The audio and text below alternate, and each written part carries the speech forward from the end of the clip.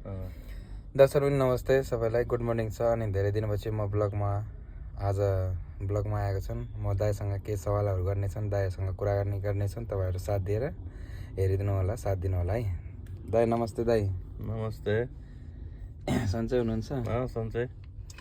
अनि सिधा भएर बस्नु एकदिन। हजुर भन्नुहोस्। अनि अरू सुनाउनुहोस् है। एकदम ठिक छ हजुर। दाइसँग एउटा कुरा सोध्न मन लाग्यो कि भन्नु। मैले सुनेको थिएँ होइन, यस्तो कुन चाहिँ यो चाराको बारेमा सोध्न मन लाग्यो कि मलाई। एउटा साथीले सोधेर क्वेसन गरेको थिएँ, मैले सोध्न दिन सकेन।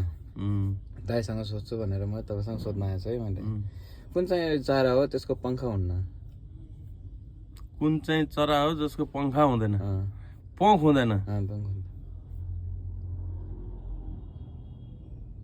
चराको प्वाख हुँदैन? कस्तो हुन्छ? चराको त एउटा त सानो बच्चामा हुँदैन प्वाख। यति मात्र भन्नु हुन्छ थाहा छ तपाईँलाई? छैन थाहा। हुन्छ गाइस, तपाईँहरूले भनेर कमेन्टमा भनिदिनु होला है।